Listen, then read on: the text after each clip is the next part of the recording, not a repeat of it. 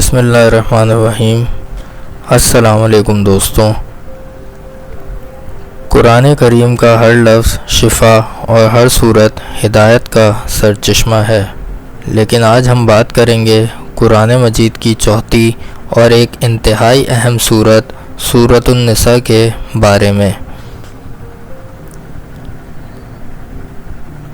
تو چلیں شروع کرتے ہیں۔ یہ وہ صورت ہے جو نہ صرف حقوق نسواں کی علمبردار ہے، بلکہ اس کی تلاوت اور اس پر عمل کرنے کے فضائل انسان کی روح کو تر و تازہ کر دیتے ہیں۔ آئیے جانتے ہیں کہ اس صورت کے فضائل اور معجزات کیا ہیں۔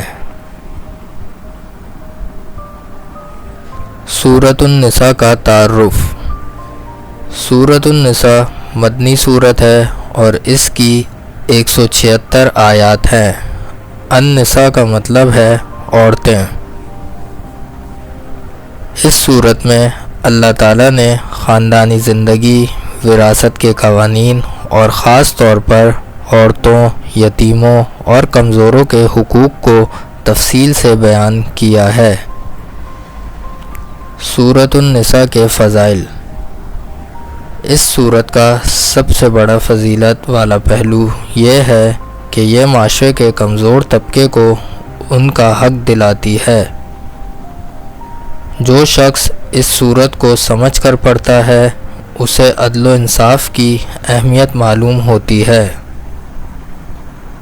امیر المومنین حضرت علی رضی اللہ تعالیٰ عنہ کا قول۔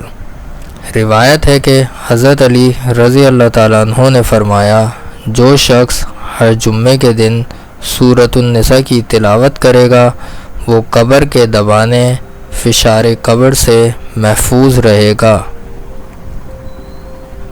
گناہوں کی معافی۔ اس صورت میں اللہ کی رحمت کا ذکر بار بار آیا ہے۔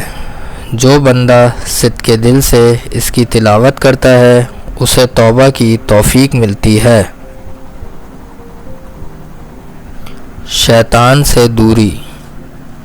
علماء فرماتے ہیں کہ اس صورت کی تلاوت گھر میں برکت لاتی ہے اور شیطانی وسوسوں سے نجات دلاتی ہے۔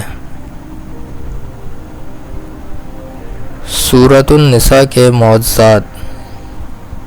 سورۃ النساء کے معجزات صرف الفاظ تک محدود نہیں بلکہ اس کے احکامات میں چھپے ہوئے ہیں۔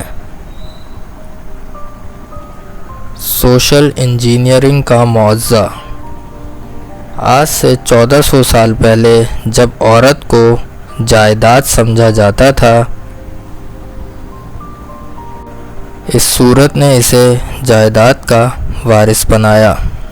یہ ایک سماجی معجزہ ہے جس نے انسانی معاشرے کی بنیادیں درست کیں۔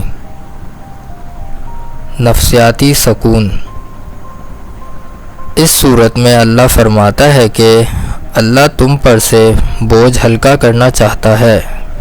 یہ آیت ذہنی دباؤ اور پریشانی میں مبتلا انسان کے لیے ایک معجزاتی مرہم ہے۔ جامع قوانین۔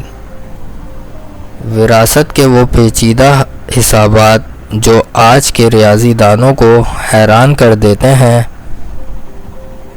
اس صورت میں اس قدر درستگی سے بیان ہوئے ہیں کہ ان میں ذرہ برابر بھی فرق نہیں نکالا جا سکتا۔ روحانی سکون۔ اس صورت کی تلاوت انسان کے دل کو سکون دیتی ہے، بے چینی ختم ہوتی ہے، دل مضبوط ہوتا ہے، ایمان میں اضافہ ہوتا ہے۔ پیارے دوستو، سورۃ النساء ہمیں سکھاتی ہے کہ تقوی صرف تسبیح پڑھنے کا نام نہیں بلکہ حقوق العباد کو پورا کرنے کا نام بھی ہے۔ اگر ہم چاہتے ہیں کہ ہماری زندگیوں میں برکت ہو اور ہمارے گھر سکون کا گہوارہ بنے تو ہمیں اس سورت کی تلاوت کے ساتھ ساتھ اس کے احکامات کو بھی اپنانا ہوگا۔